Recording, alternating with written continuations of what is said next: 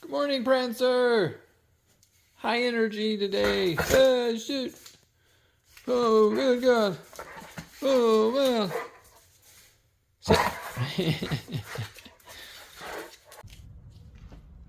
We're doing something a little different today. We're going to be making our salad out of grape leaves. They're really thin, not too much strong flavor. An Indian friend said her parents did it. I'm going to try it. All right, I've cut them up. Ready to put the fixings on top. By the time I get everything on there, you won't even be able to taste the grapevine leaves. Kind of like how the arugula, strong arugula I grow is. It's strong by itself, but once you put everything on it, it blends in really well. And there it is. Not much different from the other salads I make. And the nutrients inside the grape leaf probably has more nutrition than the store-bought stuff I usually get when I don't have stuff for my garden. The taste's not too bad at all. Some things you try to experiment with in your salads are pretty much unedible, big fails. Then there's the usual tried and true we all like that go good. And this one's somewhere in the middle, closer to just good enough. If someone made this salad for me and didn't tell me what was in it, you wouldn't even really be able to tell. So that's one good thing about just experimenting with things. A lot of health is experimentation. Obviously, you got to be fairly educated and have some sense of what you're doing. There's a lot of kooky things people do as well. But with a little bit of knowledge, a little bit of practice, and some experimentation, your health could be taken to the next level. It won't be taken to the next level if you solely rely on someone else making your food from a factory that has zero potential to bring your health to the next level. Quite the opposite. My strawberry patch is my prized possession.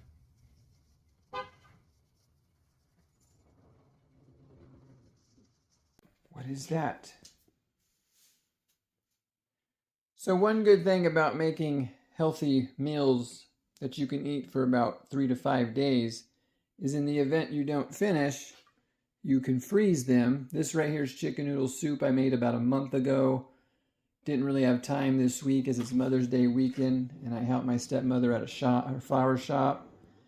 And so wasn't able to cook much this weekend. And it comes in handy to bring something like this out on those occasions, as it's only probably 2 or 3 servings. 1 serving if you had anything to do with it, huh? And a healthy meal has been almost effortlessly created. Took about an hour while I was working on my garden. I was defrosting it in the sink with a little lukewarm water. Then had to heat it up in here a little bit and take off some of the ice. Kind of blend everything together. And now it's almost ready to eat. Health. It's good for you. Health. It does the body good. Close your mouth. Looking for this? I've got something new with my Justin McMuffin this morning. Fresh, picked blackberries from the garden. And I know someone out there might say, those aren't good for you, those muffins. It ain't the worst either, and health isn't perfection. But it is tasty. And homemade's better than any Mickey D's or fast food junk. As of yesterday, I've started roughly a month and a half of not eating man-made sugar. So I'll be doing it from now, which is Mother's Day. Happy Mother's Day to anyone out there. Up until my 42nd birthday, June 22nd. And it's just something that I've wanted to do before I turned 42. prime and pump the health before I hit another age and hit the ground running on my 42nd birthday, where I'll be having my favorite cake of all, German chocolate.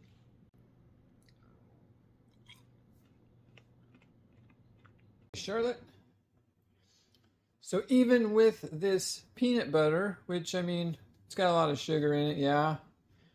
It's supposed to be something healthier for us compared to a lot of stuff that's out there, but any true healthy person knows that it's really not all that great.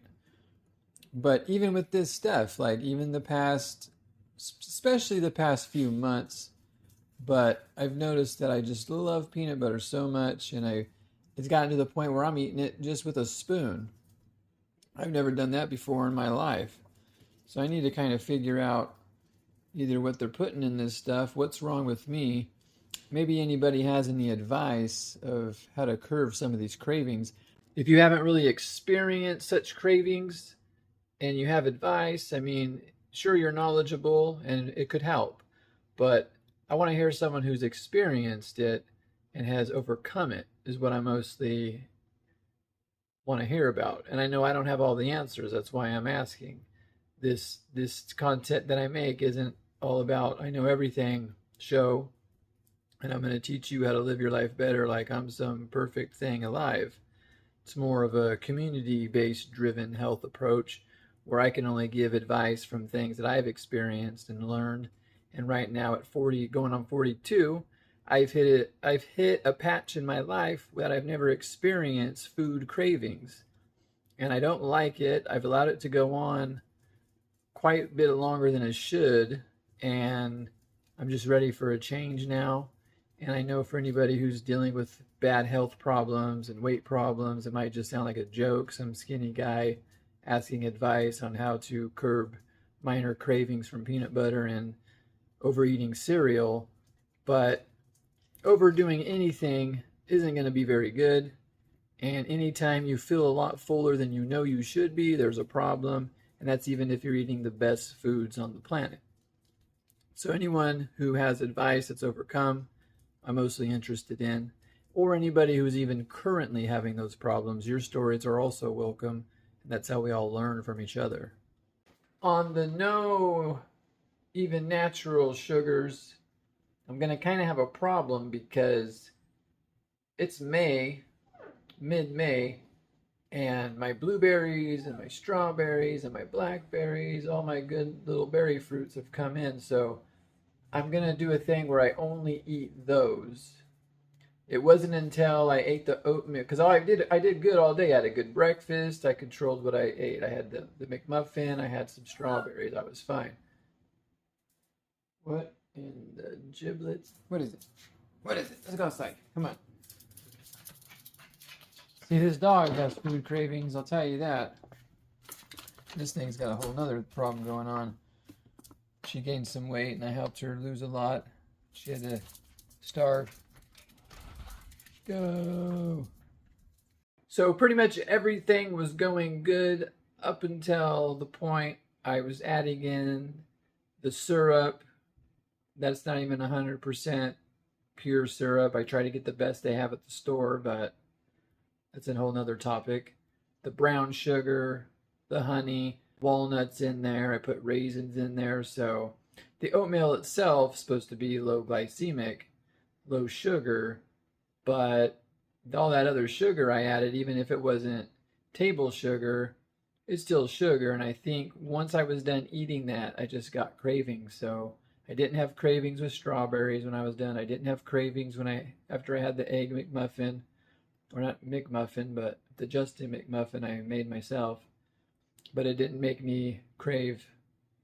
So I've noticed once I eat too much sugar, which that sugar was pretty high, I'm sure, in my oatmeal, although I try to keep it down, adding all that stuff, and that's why it tastes so good and why it was give you that orgasmic feeling of it being so delicious. I know we've all been there on anything we've eaten like that.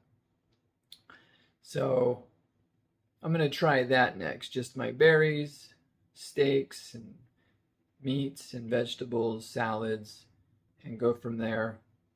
see how that goes. I might have to take out the raisins I always use in my salads. One culprit that I do know is part of the problem is that for about 3.5 years, while I was helping my father the final days of his life, caretaking for him, he had a lot of pain and just sitting around all day bored, watching TV. There's only so much TV you could watch till you want to blow your brains out. He developed the habit of wanting to be high. He had broken his arm and was in so much pain that his friend had gotten him some tinctures, and he was using those for a while, so that when I came to visit to just see him, because I knew he was going to have surgery, possibly not be able to make it, and then once I saw how bad it was for him, I decided to stick around and help him out. I too got back onto the smoking train that I had stopped doing habitually for 13 years since I was younger. I smoked occasionally, but not an every day, almost every week occurrence. And during that time, even when I was younger, I never really had the munchies, but the past 3.5 years, I ate a lot more than I should have. And even if it was eating a lot of healthy food, more than I should be eating, there was also a lot of things I shouldn't have been eating. And just mild depression and stuff like that from working on one thing and it not working out. It just kind of sucked, but I still made the best of it, and I wasn't a victim, and I didn't do the boo-hoo thing, but smoking pot definitely was a nice outlet, something to do with my dad. And I think something with eating the foods that I shouldn't have been eating or overeating.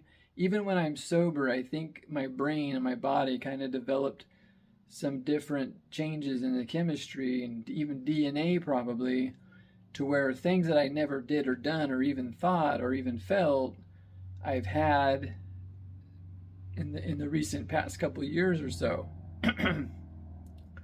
So I know that's a part of it too.